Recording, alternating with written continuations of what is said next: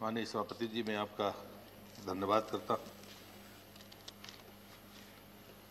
मैं अपनी बात एक बिना किसी पर आक्षेप लगाए वर्तमान की परिस्थितियों में जो उपमाएं हमारे मनीषी देते रहे उससे शुरू करना चाहता हूँ। हम गांव में रहते थे तो कथाएं सभी सुनते हैं, महाभारत की कथाएं भी चलती थी। तो कथा थी कि महाभारत का युद्ध शुरू हुआ तो बामुश्किल अर्जुन तैयार हुए और बाद में जब युद्ध की सेनाएं आमने सामने खड़ी हो गई तो उन्होंने रोका और अर्जुन से कहा कि एक वृक्ष है, उसमें एक घोंसला है, वहां जाओ, उसको निकालना और इतनी दूर पहुंचाना कि महाभारत के युद्ध में कितने ही घातक प्रहार हों, उसकी आंच उस घोंसले में रखे हुए अंडे पर नहीं पहुंचनी चाहिए। सब आश्चर्यचकित थे कि युद्ध के समय अचानक इतनी छोटी बात की जा रही है, क्योंकि लाखों लोग मरेंगे, विधवाएं होंगी, बच्चे यतीम होंगे, अंडों की चिंता क्यों की गई? कृष्ण से पूछा गया, वो उस नायक की तरह थे जो ज्ञान दे रहे थे। उन्होंने सिर्फ एक ही बात कही कि हिंसा और अहिंसा के बीच में एक बहुत बारीक रेखा होती है। जो लोग युद्ध के लिए जिम्मेदार हैं और युद्ध में खड़े हैं उनका मरना तय है, लेकिन जिनका युद्ध से वास्ता नहीं है उनका नुकसान नहीं होना चाहिए। मुझे लगता है कि एक नायक का और जो दिशा देने वाले लोग हैं उनकी मन स्थिति यही होनी चाहिए। जैसा हिंसा और अहिंसा के बीच एक मामूली फर्क है, ऐसा ही आलोचना और सलाह के बीच भी एक मामूली फर्क है। परिस्थितियां सबको पता है, लेकिन जब हमारे मन में, हमारी नीयत में रहता है कि हमें किसी को नीचा और दिखाना है, विफल दिखाना है, तो वो आलोचना हो जाती है। बात वही होती है, कंटेंट वही होते हैं, आंकड़े वही होते हैं। लेकिन यदि हमें देखना है कि मदद करनी है तो वही आंकड़े होते हैं, वही बातें होती हैं, वही तथ्य होते हैं और वो सलाह बन जाती है। मैं उन तमाम हमारे आदरणीय सांसदों का मैं हृदय से आभार व्यक्त करता हूं जिनने इस चर्चा में भाग लिया।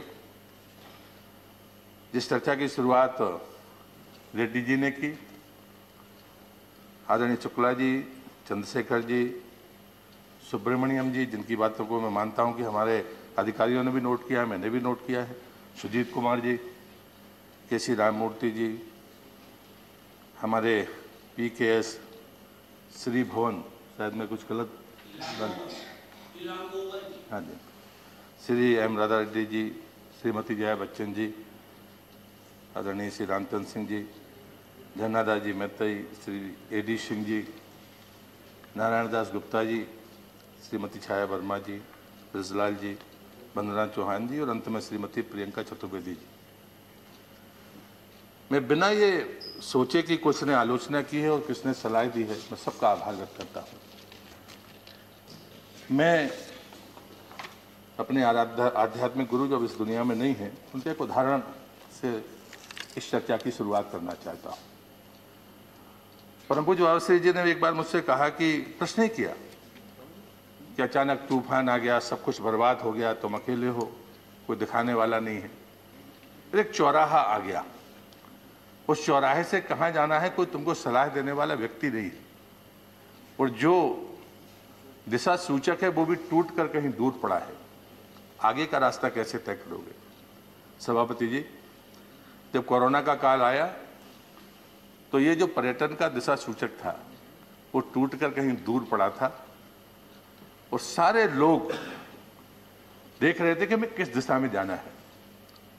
मैं अपने प्रधानमंत्री का इस बात के लिए धन्यवाद करूंगा, इस बात के लिए उनका अभिनंदन करूंगा कि जहां पर दिशा सूझ नहीं रही थी वहां पर उन्होंने उस दिशा सूचक को लाके खड़ा किया। मेरे आराध्य परम पूज्य श्रीवासी ने मुझसे कहा था कि जहां पर व्यक्ति ना हो, दिशाएं आपका साथ ना दें, वहां पर कोई चीज उसके बाद भी बची रहती है जो आपको रास्ता दे सकती है, और वो है कि जिस रास्ते से आप आए हैं वो रास्ता आपको पता है कि वो किस दिशा से आया है। आप जाइए, साहस जुटाइए, उस दिशा सूचक को उठाइए और उसका वो फलक जहां से आप आए हैं अपनी तरफ करिए, तो बाकी दिशाएं अपने आप रास्ते आपको दिखने लगेंगे। मुझे लगता है देश के प्रधानमंत्री ने कोरोना के बीच में यही महान कार्य किया है। मैं बधाई देना चाहता हूँ। तारीफ सब शब्दों में इसलिए नहीं होती कि हमें कुछ तारीफ करना है इसलिए तारीफ कर दी। हमको परिस्थितियों को समझना पड़ेगा। हमको ये भी देखना होगा कि वास्तव में हमारी दिशा ठीक है या नहीं। बहस तो इस पर होनी चाहिए। पूरी दुनिया प्रताड़ित है, लेकिन जो लोग अपना दावा कर रहे थे कि हमारी स्वास्थ्य सुविधाएं दुनिया में 1 नंबर पर है, जो कह रहे थे हम दूसरे नंबर पर हैं, जिनका आर्थिक तंत्र इतना मजबूत था, जिसकी दम पर दुनिया को वो अपनी उंगलियों पर नचाया करते थे, उन देशों की हालत क्या है? आज हम जरूरतमंद देश हैं। मैं स्वास्थ्य की चर्चा में शामिल नहीं हो रहा हूं उपसभापति जी, लेकिन मुझे कहना पड़ेगा कि हम 78वें स्थान पर हैं स्वास्थ्य की सुविधाओं में। लेकिन हमें हिम्मत कैसे जुटा पाए कि हम 150 से ज़्यादा देशों को दवाइयाँ दे सके। अभी 67 देशों को हम वैक्सीन पहुंचा रहे हैं। हम दुनिया के सबसे बड़े वैक्सीनेशन कार्यक्रम की धरती हैं, लेकिन उसके बाद भी हम दोनों को दे पा रहे हैं। क्यों? क्या ये पैसे का खेल है? क्या ये व्यापार है? अगर मुझे गर्व है अपने प्रधानमंत्री पर, अपनी सरकार पर, और पर्यटन के इस विषम परिस्थितियों में उनको सल्यूट करना चाहता हूं, जो मेरे स्टेक होल्डर से, होटल वाले, टूर एंड ट्रेवलर्स, गाइड्स, उससे जुड़े हुए लोग, उनको मैं सल्यूट करता हूं। इतने बड़े आर्थिक नुकसान के बाद भी वो देश के साथ खड़े हैं, सरकार के साथ खड़े हैं। उनके मन से आलोचना का स्वर नहीं आया। मैं लगातार वर्ष भर में लगातार उनसे बात करता रहा हूं, लेकिन हमको ये तय करना पड़ेगा कि ताकत हमारे पास कहां से आई। भारतीय पर्यटन चाहे देश के बाहर जाए, चाहे देश से बाहर भीतर आए, वो ज्ञान के लिए जाता था, ज्ञान के लिए आता था। ठीक है, परिस्थितियां बदली हैं, बहुत सारे बदलाव हम भी देख रहे हैं। उन बदलावों के साथ हमको चलना होगा, इस बात को मैं स्वीकार करता हूं। लेकिन ये ताकत कहां से आई है? दुनिया क्या देखना चाहती है? पर्यटन परसेप्शन पर चलता है उपसभापति जी। मैं अलग से, मेरे बजट पर चर्चा हुई है। पर्यटन ऐसा मंत्रालय नहीं है, हम स्टेक होल्डर्स के लोग हैं। पर्यटन भारत सरकार का अलग है, राज्य सरकार का अलग है, होटल का अलग होगा, ऐसा नहीं है। मैं भी एक स्टेक होल्डर हूं। भारत सरकार का पर्यटन मंत्रालय एक स्टेक होल्डर है, वो बॉस नहीं है, वो अगुआ नहीं है कि वो जो चाहे वो अपना फरमान जारी कर दे, ऐसा नहीं है।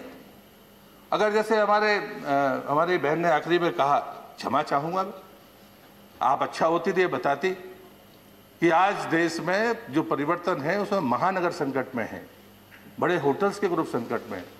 पहले क्या थी हमारी नीति?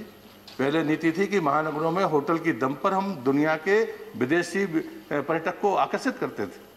आज हमारे चारों महानगर इस संकट में, कोई वहां आने के लिए तैयार नहीं है। क्या ये सच्चाई नहीं है? क्या ये बदलाव नहीं है? महाराष्ट्र और केरल जैसे राज्य जो पर्यटकों की पसंदीदा जगह होते थे, आज वहां लोग जाने के लिए तैयार नहीं है, या आप घुसने देने के लिए तैयार नहीं है। क्या ये सच्चाई नहीं है? क्या ये बदलाव नहीं है? क्या आप ये कहती तो ज्यादा अच्छा होता कि महाराष्ट्र में इतने बड़े होटल के नुकसान के बाद बिजली का कर, जल कर, संपत्ति कर, 3 बड़ी संकट है। इंडस्ट्री क्यों बैठ रही है? इंडस्ट्री के सामने समस्या यही है कि उसका बिजली का बिल देने का पैसा नहीं है, वो टैरिफ उसका डिसाइडेड है, उसके पास में जल कर देने की सामर्थ्य नहीं है, उसके पास में प्रॉपर्टी टैक्स देने की सामर्थ्य नहीं है। ये तो राज्य का विषय है, ये तो भारत सरकार का नहीं है। तो इंडस्ट्री के कष्टों को लेकर हम एक दूसरे पर टोपियां नहीं पहना सकते। प्लीज मुझे लगता है कि हम एक दूसरे के सिर पर आरोप ना लगाएं। नहीं, मैं टिप्पणी ना करें, प्लीज बैठ कर टिप्पणी ना करें। मैं तथ्यात्मक बात कर रहा हूं, आलोचना नहीं कर रहा। ये कष्ट है, इस कष्ट को मैं स्वीकार करता हूं, मैं मंत्री हूं, और इसलिए मुझे लगता है कि हम सबको ये तय करना होगा कि वास्तव में दिशा क्या है, क्या दिशा गलत है। अगर हमें बात करनी है तो इन बातों पर भी बात करनी होगी कि वास्तव में हम किस रास्ते पर इस विकास के रास्ते को ले जाना चाहते हैं। मैं 2 आंकड़े आपके सामने रखता हूं। ये एक आंकड़ा है कि देश के भीतर आने वाले विदेशी पर्यटकों की संख्या 1,80,00,000 और भारत से बाहर जाने वाले पर्यटकों की संख्या 2,20,00,000। मुझे लगता है कि इस आंकड़े पर बहस किसी की नहीं हो सकती। कौन जिम्मेदार है, मैं इस पर बात नहीं कर रहा हूं, लेकिन क्या हमने कोशिश की कि 2,20,00,000 लोग जो देश के बाहर जाते हैं वो देश के भीतर रह सकें? अगर ये किसी ने किया, तब कोरोना नहीं था। देश के प्रधानमंत्री ने लाल किले की प्राचीर से कहा था, देखो अपना देश 3 साल के भीतर 15 से 20 स्थानों पर जाइए, उसके बाद में आप विदेश की यात्रा करिए। वो स्लोगन ही आज इस कोरोना के बीच में हमको वरदान बनकर आगे आया है। उपसभापति जी, आप आंकड़े उठाकर देखिए। हमारा आंकड़ा नहीं है, हमारे जो काम करने के तरीके हैं उनमें आंकड़ों की विश्वसनीयता पर अभी भी प्रश्न चिन्ह है। एक मंत्री होने के नाते मैं सदन में खड़े होकर ये बात कह रहा हूं, और मुझे लगता है कि कोई दोषी नहीं है, हमको इन गलतियों को सुधारना होगा। मैं एक उदाहरण उपसभापति जी आपको देता हूं कि मैंने जब से मैं मंत्री बना हूं, मैंने 2 बार राज्य के पर्यटन मंत्रियों के साथ में चर्चा की है। एक कोरोना के पहले, एक ठीक कोरोना के बीच में। तो हमने 2 दिन में पूरे देश के राज्य के मंत्रियों से बातचीत की है, और बातचीत करने के बाद में जब निष्कर्ष निकला तो उसके पहले एक आंकड़ा और था। लोग हमसे कहते हैं कि सरकार ने क्यों नहीं किया। हर समय जब भी स्टेक होल्डर्स ने कोई बात कही, मैं उन आंकड़ों में जाना नहीं चाहता। बहुत सारे माननीय सदस्यों ने उन आंकड़ों का जिक्र किया है, उनको मदद मिली है वित्त मंत्रालय से, लेकिन कई जगह वित्त मंत्रालय मदद ही नहीं दे सकता था। उसका एक बड़ा उदाहरण कि पर्यटन मंत्रालय के पास में होटलों की जो सूची थी वो कुल 1400 की थी।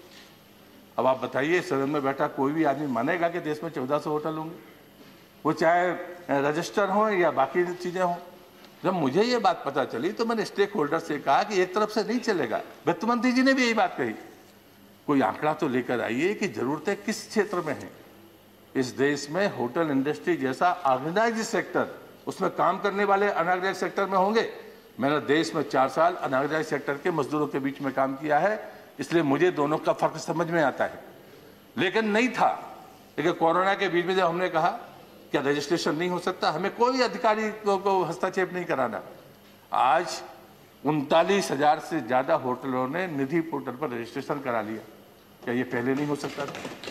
फिर हमने कहा कि जब आपने 16,000 संख्या पार की उपसभापति जी, तो हमने कहा कि चाहे हेल्थ मिनिस्ट्री की हो, होम मिनिस्ट्री की हो, चाहे टूरिज्म मिनिस्ट्री की SOP हो, क्या उनको हम अडॉप्ट नहीं कर सकते? कोई अधिकारी की जरूरत नहीं है। आप ऑनलाइन कहिए कि हाँ, हम डिक्लेरेशन करिए कि हम मानते हैं नीतियों SOP को। आज की तारीख में वो संख्या भी लगभग 10,000 है, 9,994, 6 कम है, लेकिन गैप है, कहाँ 10,000 और कहाँ 40,000। जब मैंने पर्यटन मंत्रियों से बात की उपसभापति जी, तो गोवा के पर्यटन मंत्री ने जो बात कही है वो हम सब के लिए, हम स्टैंडिंग कमेटी की रिपोर्ट की बात करें, हम नीति आयोग की बात करें, हम सदन में सारे लोग जिम्मेदार हैं। उसने कहा कि जो गोवा का डोमेस्टिक टूरिस्ट का आंकड़ा था वो 90 लाख था। वो जब निधि के पोर्टल पर सबने रजिस्ट्रेशन किया और जो संख्या आई वो 1,40,00,000 है। हम यूनेस्को के आंकड़े प्रस्तुत करते हैं, हमारा तंत्र क्यों नहीं है? हमने क्यों तय नहीं किया कि हमारे देश में कितने कमरे? हम कहते हैं कि होटल के कमरे कम हैं, शहर में ज्यादा हैं, बाकी जगह पे नहीं है। लेकिन मैं बहुत सारे बदलाव सभापति जी देखता हूं, और उन बदलावों को इसलिए कहना चाहता हूं ताकि हम सब यहां पर धैर्यपूर्वक आगे का रास्ता तय कर सके। एक बदलाव मैं देखता हूं कि महानगर संकट में जो पहले कभी हमारी प्राथमिकता होती थी, आकर्षण के केंद्र होते थे, आज वो रसातल पर जाकर खड़े हैं, जहां पर शुरुआत करना कठिन है। और सबसे जो तकलीफ है, चुनौती है, उन बड़ी ही इंडस्ट्री को है जो होटल इंडस्ट्री है, और महानगर में जो है उनकी ज़्यादा तकलीफ है।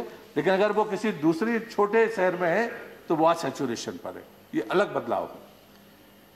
महाराष्ट्र जैसे केरल से बात मैं कह चुका हूं कि वो हमारे पश्चिमी राज्य थे, लेकिन आज वो संकट में है।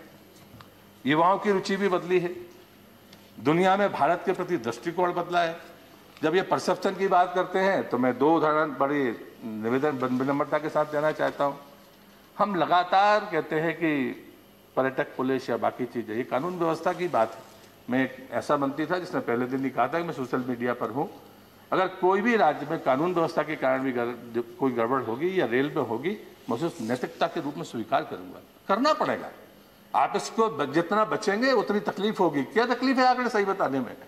और इसलिए मुझे लगता है कि परसेप्शन लेकिन बदला है। और जो बात मैं शुरू में कह रहा था, और उसके पीछे ताकत है हमारी संस्कृति की, हमारी आध्यात्मिकता की, कि हमारे मनीषियों ने, मुनियों ने, संतों ने, जो भी हमारी परंपराएं हैं, सब ने कहा है 2 रोटी आपके पास हो और कोई भूखा सामने आ जाए तो एक उसको दे देना, एक से अपना काम चलाना। ये है हमारी ताकत। और उस कारण से जो परसेप्शन आज गया है, चाहे योग, आपने योग की चर्चा नहीं की, योग कितना बड़ा आकर्षण का केंद्र है हमारे सामने। ये बदलते परिवेश है, आने वाले समय की चुनौतियां हैं जिसको हमें उनकी जरूरतों को पूरा करना होगा। फिर दूसरी बात, जब आपने वैक्सीनेशन के पहले दवाइयां दी, क्या दुनिया में आपका मान नहीं बढ़ा कि आपका परसेप्शन सिर्फ हमारी गलतियों से नहीं बिगड़ता। क्षमा करना जो भी महसूस करता है, जरा हमको भी अपने घर में बैठकर देखना चाहिए। परसेप्शन अगर हमारी गलती से बिगड़े तो हम अपनी गलती को सुधार सकते हैं, लेकिन परसेप्शन कोई हमसे ईर्ष्या से बिगाड़ने की कोशिश करे तो इसके लिए हम सबको एकजुट होकर कोशिश करनी पड़ेगी। और उसके लिए बड़ी सिंपल सी बात है, शायद ये उदाहरण सबके सामने आते हैं। एक बार कोई कहते हैं कि यात्री गया, कहानियां चलती हैं, उसने पूरा घूमा हिमाचल और आखिरी में उसके मुंह से निकल गया, साहब हमें तो यहाँ सेव देखने के लिए नहीं मिले। जब वो ट्रेन के डिब्बे में बैठने लगा तो एक लड़का किसी टोकरी में फल लेकर आया और दिया कि ये सेव, तो उसने कहा कितने पैसे? बोले पैसे नहीं चाहिए, लेकिन लौट कर जाकर ये मत कहना कि हिमाचल में सेव नहीं मिलते। परसेप्शन की ऊंचाइयां हम इस आधार पर छू सकते हैं।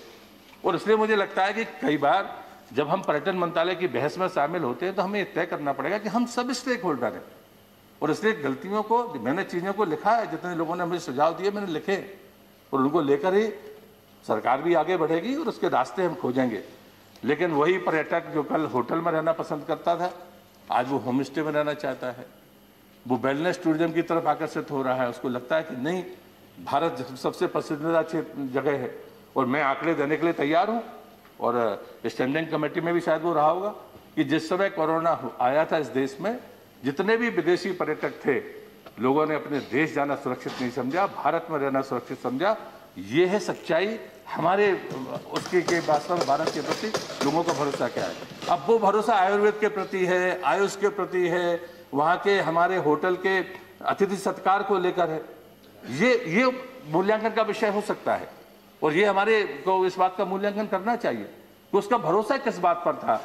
हमें अगर प्रमोट करना है तो हमें उसे करना चाहिए, लेकिन हम योग की बात कैसे भूल सकते हैं? हमारे इस दवाई और वैक्सीन की बात हम कैसे भूल सकते हैं?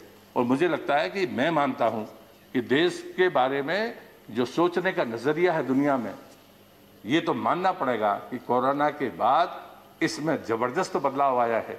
और ये बदलाव भारतीय पर्यटन को निश्चित रूप से इस बात का साहस देता है, मेरे जैसे व्यक्ति के मन में विश्वास अर्जित करता है कि मैं अभी भी 2020 शून्य वर्ष होने के बावजूद भी मैं प्रधानमंत्री द्वारा घोषित उस आंकड़े को बदलने के लिए तैयार नहीं हूं कि विदेशी पर्यटकों की संख्या इस देश में 2024 में दुगनी नहीं होगी, निश्चित रूप से होगी। इसका कष्ट को हम स्वीकार करते हैं, तकलीफों को स्वीकार करते हैं, लेकिन जब हम होटल के परसेप्शन का जब सर्वाइवल और रिवाइवल की बात करते हैं तो पर्यटक का आना शुरू होता है तो सर्वाइवल शुरू हो जाता है, रिवाइवल उसके बाद की घटना है। लेकिन हम उन विभागों जैसे नहीं है कि जो गति से हमारा नुकसान हुआ है बाद में हम बहुत धीमी गति से चलेंगे और उसके बाद में हमारा रास्ता निकला। जी नहीं, ऐसा नहीं है। लोगों ने जम्मू कश्मीर के बारे में बात की है, मैंने राज्यसभा के उत्तर में ही यहाँ जवाब दिया था। मैंने जनवरी 2020 का आंकड़ा दिया था और जनवरी 2021 का आंकड़ा दिया था। बाकी जगह के आंकड़े इकट्ठे होते नहीं है, राज्य सरकारें भेजते नहीं है, लेकिन हमने जम्मू कश्मीर यूटी बनने के बाद, और मैं कारगिल में एक कार्यक्रम में गया था, IISM गुलमर्ग के कार्यक्रम में, और वहां पर हमने कारगिल में उसकी ब्रांच खोली। तो मैं वापस श्रीनगर से जब वापस आया सभापति जी, तो स्वाभाविक है कि मैं पर्यटन मंत्री हूँ तो स्टेक होल्डर से पूछूंगा, वहाँ के अथॉरिटी के लोगों से पूछा। उन्होंने कहा कि पिछले 16 वर्ष के अनुभव ऐसे है कि इससे ज़्यादा टूरिस्ट कभी 16 वर्षों में नहीं आया। तो मैंने आंकड़े मंगाए। जनवरी 2020 में श्रीनगर में जो पर्यटक गए थे वो 3700 कुछ थे, और इस बार जनवरी 2021 में आंकड़ा 19,042 है। मुझे लगता है कि हमको आंकड़े सुधारने चाहिए। एक तो कोई हमारे मित्र कह गए थे कि 200 मिलियन चाइनीज टूरिस्ट होता है, वो 69 बिलियन है, पर जैसे आंकड़े मुझे लगता है सभा के पटल पर नहीं रखने चाहिए। जहाँ साहब बाजू में थे तो मुस्कुरा रहे हैं, पर उनको पता है कि ये आंकड़ा गलत था, उन्होंने कहा। पर मुझे लगता है कि आलोचना नहीं है। जब कभी हम तय करें कि भाई हमें आंकड़े कैसे देना, तो सदन के फ्लोर पर हमें आंकड़े सही प्रस्तुत करने चाहिए। आलोचना करना आपका अधिकार है, आप आलोचना करें, लेकिन मुझे लगता है कि सलाह जब मांगी जाएगी तो ये देश के लिए सलाह है। पर्यटन ऐसा मंत्रालय है जहां पर देश की साख भी साथ में चलती है। प्रतिष्ठा, अगर कहीं कोई किसी पर्यटक के साथ अभद्र व्यवहार होगा, कोई नहीं कहता कि आपका मध्य प्रदेश में हुआ, वो कहता भारत में मेरे साथ अन्याय हुआ है। प्रतिष्ठा सबकी जाती है, और इसी भाव से मुझे लगता है कि हम सबको यहाँ पर देखना होगा। जो बदलाव हैं वो नए लोगों में भी है, अवसर जरूर हमारे सामने है, और वो अवसर है जिसमें बहुत सारे लोगों ने कहा है वेलनेस टूरिज्म है, हमारा जो एडवेंचर टूरिज्म है उसमें अवसर हैं, एक समय चीन हमारी प्राथमिकता होती थी, हमारी पॉलिसी का हिस्सा होता था टूरिज्म पॉलिसी का, कि चीन को हम आकर्षित करें बुद्धिज्म के नाम पर, वो आएंगे। लेकिन अब बिल्कुल बात बदल गई है। अब चीन के लोगों को प्रवेश के लिए हमारा देश तैयार नहीं है। लेकिन जो चीन जाने वाले देश, अन्य देशों के पर्यटक हैं, वो अब हमारी प्राथमिकता है, क्योंकि उनके मन में भारत के प्रति जो आकर्षण पैदा हुआ है, क्या हम उसको पूरा कर पाएंगे। मुझे लगता है कि ये जो बदलाव हैं, इन बदलावों पर हमें चर्चा करनी होगी। क्रूज टूरिज्म की बात की है, इको टूरिज्म की बात की है, ये बदलाव हैं जिनको मैं देखता हूँ। और इसलिए मैं बड़ी विनम्रता के साथ में कहूँगा कि आपके सुझाव अच्छे हैं, और पैसे के लिए ये सरकार ऐसी नहीं है जो कहे कि हमने बजट दे दिया, जितने हमने खर्च किए थे उतने तो उन्होंने दे ही दिए। आप ही ने कहा कि खर्च नहीं किए। वो खर्च ना करने के पीछे अगर आप कारण जानेंगे तो शायद थोड़ा सा आपको तकलीफ होगी। ये जो स्वदेश दर्शन और सुप्रसाद है, ये राज्यों के पास है। आपने महाराष्ट्र के बारे में उदाहरण दिया, मैं आपको बोलता हूँ 2015 से जितनी बार पैसा गया, एक भी योजना पूरी नहीं हुई महाराष्ट्र सरकार किसी को कह सकती है आप, आज भी नहीं हुआ। मुझे लगता है इस बहस में क्यों पड़ना, नहीं हुई ना। भारत सरकार ने तय किया उपाध्यक्ष जी कि हम एक योजना पूरी होंगे, हम दूसरे दिन आपको दूसरी योजना देंगे, आप पूरा करिए। यूपी ने यही काम कर लिया, पैसा मिलेगा। मैं ये कह सकता हूं कि देश का कोई भी राज्य, उसका मंत्री या कोई सांसद मुझे कहे कि आपने मेरे साथ भेदभाव किया है, मैं तैयार हूं क्षमा मांगने के लिए। मुझे लगता है कि काम तो हमें सबको मिलकर करना पड़ेगा। योजनाएं पूरी होंगी तो निश्चित रूप से पैसा मिलेगा, इसमें भारत सरकार कटौती नहीं करती है। और जब जरूरत पड़ेगी तो हमको एक्स्ट्रा फंड मिलना है। हमारी आइकॉनिक साइट्स की हमने बात की है। आपने कहा कि बहुत सारे लोगों ने, किसी ने कहा कि साहब हम विश्व स्तर पर कुछ करना नहीं चाहते, बहुत कुछ किया है। ASI हो, हमने 19 आइकॉनिक साइट्स की चिंता की है, और वो 19 आइकॉनिक साइट में हमने ये भी तय किया है कि वर्ल्ड क्लास सारी चीज़ें वहाँ पर उपलब्ध कराएं। अभी हमने ASI पर्यटन मंत्रालय का हिस्सा उपसभापति जी नहीं है, लेकिन जब पर्यटक आता है तो हमारे स्मारकों पर जाता है।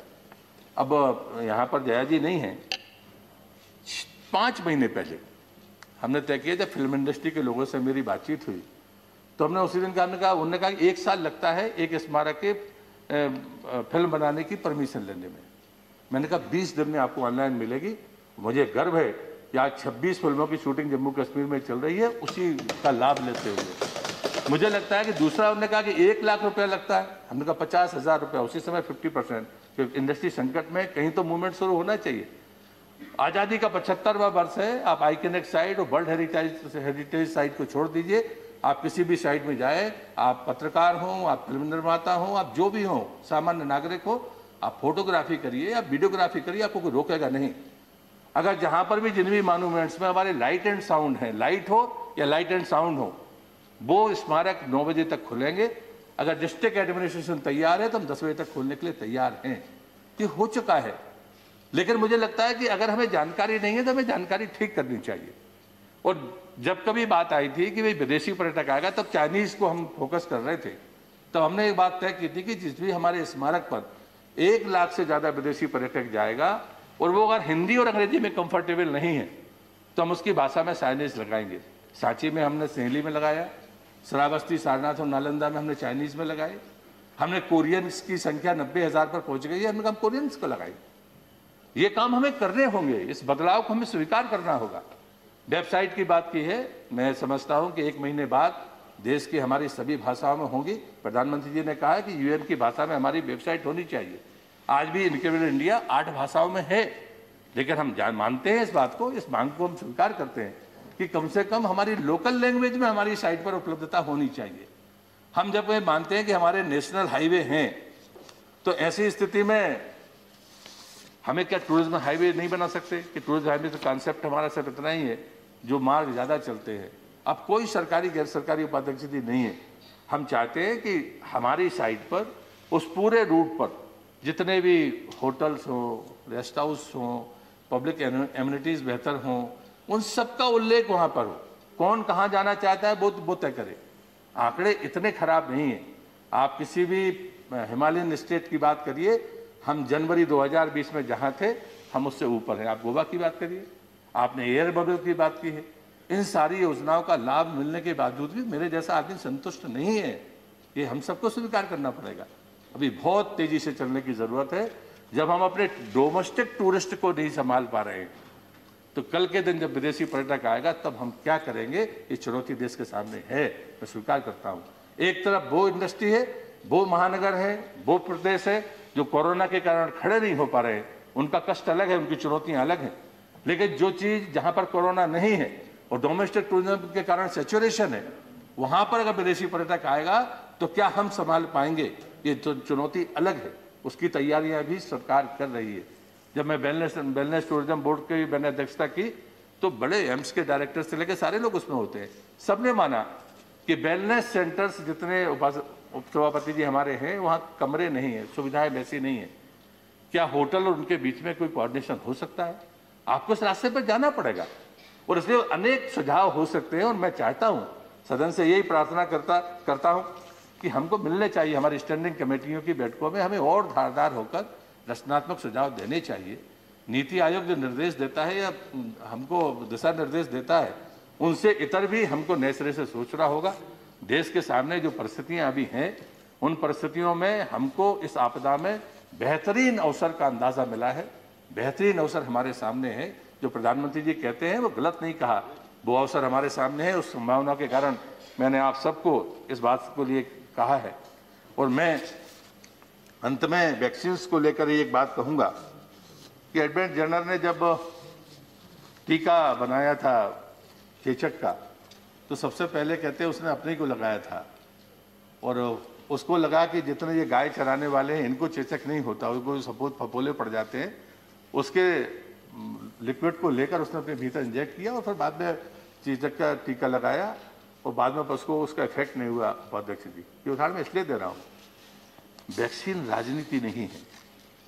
वैक्सीन के साथ में हमने कोई व्यापार नहीं किया, परोपकार पहले किया, व्यापार की बात हमने बाद में शायद जो बना रहे हैं वो सोचेंगे।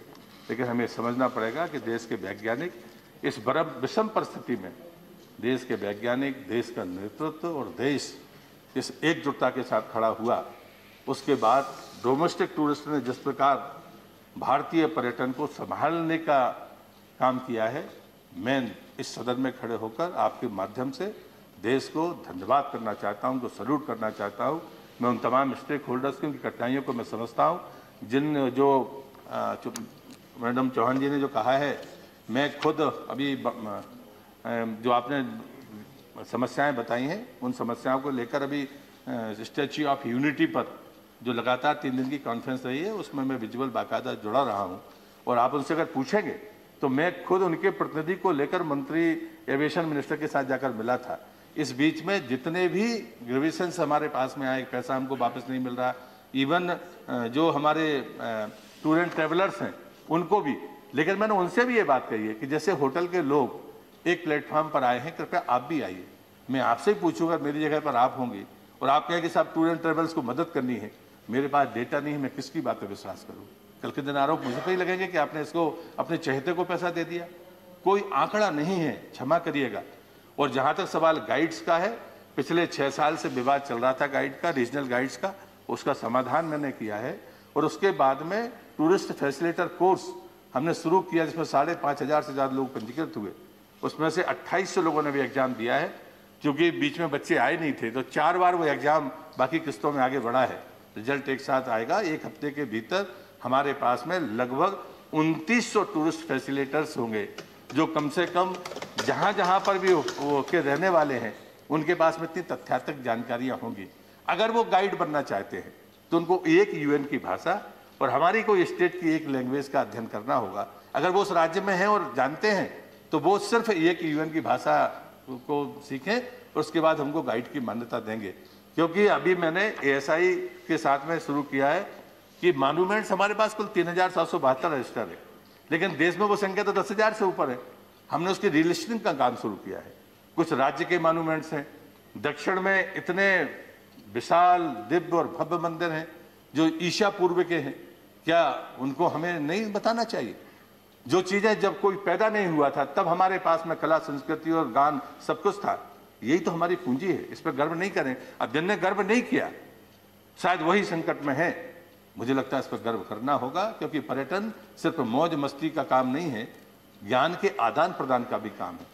जो लोग आते हैं हम इस पर भी विचार करते हैं, लेकिन मैं बदलाव को अस्वीकार नहीं करता। अब कोई रात भर अपना ड्रम उसके साथ में नाचना चाहता है, जो पश्चिम के लोग आते हैं, हम कहते हैं हाँ नागालैंड में भी ये कल्चर हो सकता है, अगर नागालैंड के लोग तैयार होंगे तो हम रास्ता निकाल सकते हैं।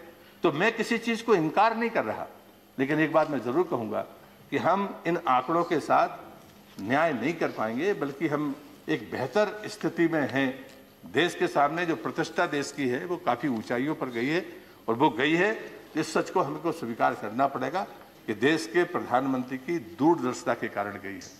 उपसभापति जी, मैंने जब सबसे शुरू में कहा था, जब वो कृष्ण का उदाहरण दिया था, तो सिर्फ यही कारण था कि मैं ऐसी उपमा नहीं दे रहा हूँ कि कोई भगवान हो जाएगा, लेकिन नेतृत्व जब अपना काम करता है तो उस नेतृत्व के साथ परिणाम भी निकलते हैं, हमें स्वीकार करना पड़ेगा। और इसलिए मैं इस विषम परिस्थिति में भी, जहाँ पर भीषण तरीके से आर्थिक नुकसान हुए हैं, लेकिन मैं उन तमाम लोगों से भी कहूँगा कि कालीबंगा, राखीगढ़ी, धौलावीरा, ये दुनिया की हिस्ट्री बदलने वाले स्थान हैं। लोग कहते थे कि पश्चिम में स्ट्रक्चर कंस्ट्रक्शन पश्चिम से शुरू हुआ, धौलावीरा के उत्खनन ने साबित कर दिया दुनिया की जियोलॉजी में, आर्कियोलॉजी में, कि नहीं, धौलावीरा उससे पुराना है। राखीगढ़ी का उत्खनन हुआ, अभी दुनिया में बहस चल रही है, लेकिन वो हड़प्पा से पहले की संस्कृति है, वो हरियाणा में है। कालीबंगा राजस्थान में है, कलाड़ी तमिलनाडु में है, अरेचुल्लूर वहाँ पर है, देश के अनेक स्थानों पर मैं आखिरी में यही कहूँगा कि ज्ञान की धरती है, हमारे पास वो सब कुछ है जो दुनिया देखना चाहती है, लेकिन जब पर्यटक आए तो हम उसकी ज़रूरतों को पूरा कर पाए। अगर वो बदले परिवेश में होम स्टे में रहना चाहते हैं तो हमारे पास में वो ताकत भी होनी चाहिए। अगर वो चाहता है कि मैं किसी खेत के बने मकान में रहना चाहता हूँ तो होना चाहिए। आज आप पिछले 4 महीने के आंकड़े उठाकर देखिए, कोई भी हमारा टाइगर प्रोजेक्ट, कोई भी हमारा रिजर्व फॉरेस्ट, कोई भी हमारा छोटा डेस्टिनेशन, कोई खाली मिलता हो तो बताइए। लेकिन ये सच है कि दूसरा जो पक्ष है, जो मैंने पहले कहा है, वो निश्चित रूप से चुनौती से भरा हुआ है, और इन दोनों के बीच में तालमेल बिठाने की ज़रूरत है। इस बात को मैं स्वीकार करता हूँ। बहुत सारी बातें हैं सभापति महोदय जिसको मैं इस अवसर पर कह सकता हूँ। मैं उन सफलताओं भर को गिनाने के से मैं संतुष्ट नहीं हो रहा हूँ। मैं मानता हूँ कि बहुत कुछ अभी करने की ज़रूरत है, और जिसके लिए सरकार सजग है, और हमारा नेतृत्व वो उनके हर भाषण में कहीं ना कहीं टूरिज्म का संकेत होता है, और इसलिए जो वो कहते हैं मुझे लगता है वो पॉलिसी है, और टूरिज्म पॉलिसी हमने सारे राज्यों को पहुंचाई है, सारे स्टेक होल्डर्स को पहुंचाई है। 1 महीने के आसपास हो गया है। बहुत जल्दी हमारी कोशिश होगी, क्योंकि लगातार जो प्रश्न उठते हैं उसी बात पर उठते हैं कि अगर टूरिज्म पॉलिसी बनेगी कि नहीं बनेगी।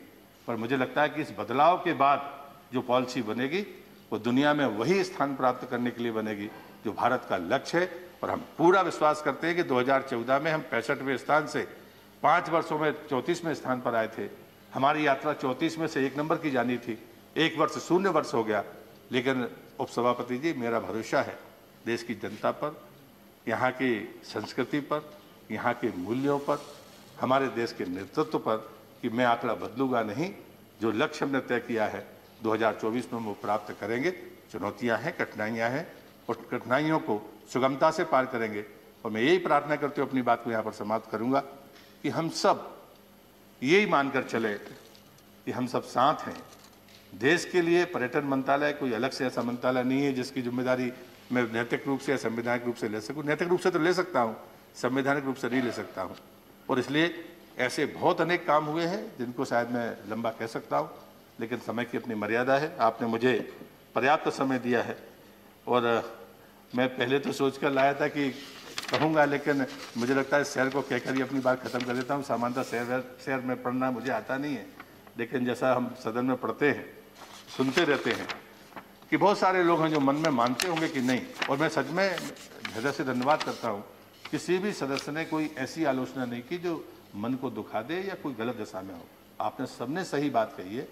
फर्क हो सकता है कि हमको लगता है कि क्या होगा, और शायद हम कुछ बातें स्वीकार नहीं कर पाते होंगे कुछ कारणों से, तो कुछ कुछ तो मजबूरियां रही होंगी। यूं कोई बेवफा नहीं होता। शायद आप ही ने कहा था एक बार, तो वही मैंने लिख रखा हुआ है जी। बहुत चाहता है सच बोले, क्या करे हौसला नहीं होता। मुझे लगता है कि मैं फिर से सदन के सभी सदस्यों का धन्यवाद करते हुए इस चर्चा में आपने भाग लिया और मैं मानता हूं पर्यटन आर्थिक दृष्टिकोण से, रोजगार की दृष्टि से महत्वपूर्ण क्षेत्र है जिसमें देश आगे बढ़ेगा, गति के साथ बढ़ेगा। आप सबका सहयोग ऐसे ही मिलेगा। इस आशा के साथ मैं अपनी बात को अध्यक्ष जी उपाध्यक्ष जी समाप्त करता हूं और आपका भी हृदय से धन्यवाद करता हूं। बहुत बहुत धन्यवाद।